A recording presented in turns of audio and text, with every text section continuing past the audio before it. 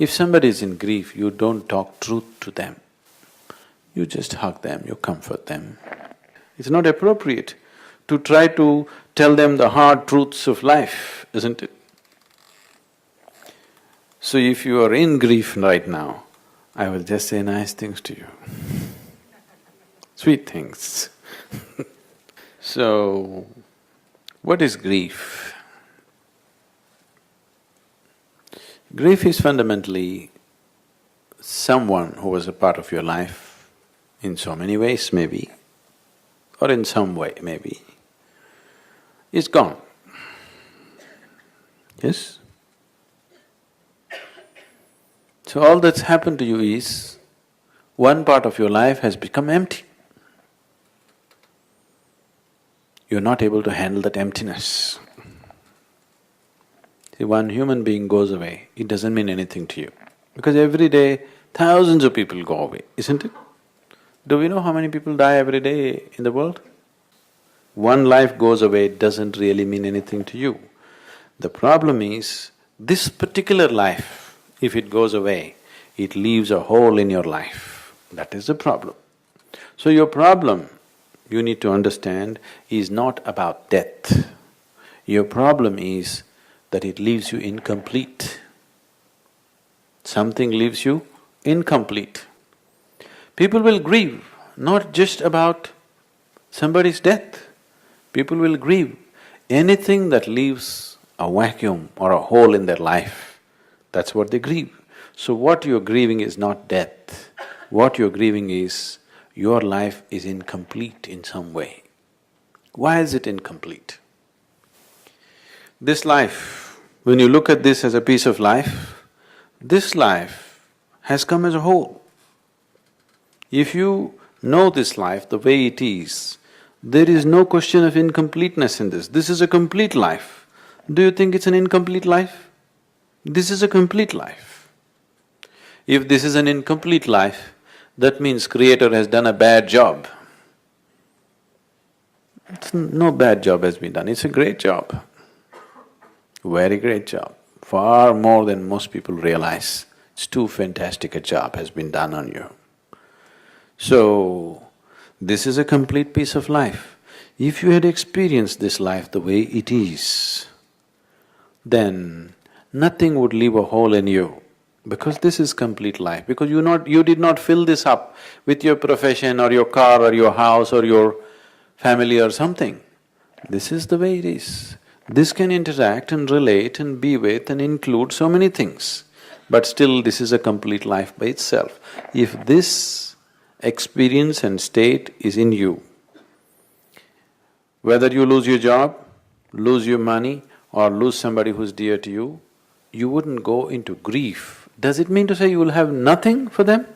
No. Immense love would come, immense love. When they're here, you know, between two people always this little problem. However dear and close they are to you, if you stay too close to them for more than 3, 4, 5, 6 hours, then you want to go little away, just an excuse and go and sit in the bathroom at least. You need some excuse to get away from them, however close and wonderful they are, isn't it so? So when people are embodied, bodies can't be like this all the time. You can be like this for some time, after some time the bodies have to get apart. When they're disembodied, when they lost their body, now immense love will come forth because this barrier of the body is gone. Now there's no problem. They won't speak, they won't argue with you, they won't disagree with you.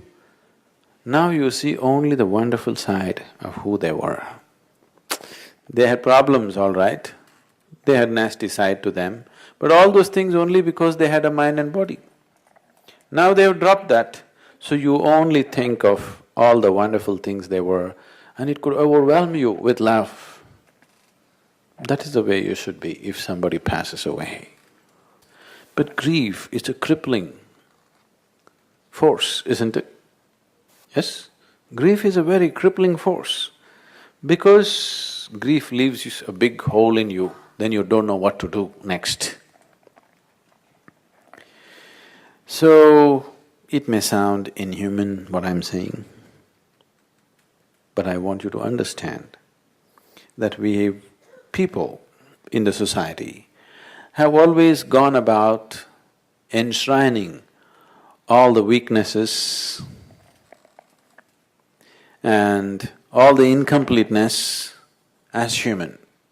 People have never gone about enshrining the highest aspects of human life as human, unfortunately. See, if somebody breaks down, you say, after all, he's human. If somebody dances in bliss, you say he's divine. Why? Why don't you see it's human? It's time we do that, isn't it? If somebody is full of love, you say, oh, he's divine. You have exported all the good things to heaven.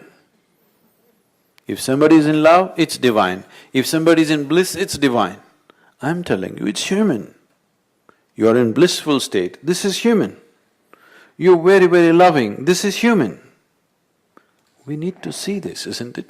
It's very, very important that the highest qualities of humanity are not exported to heaven.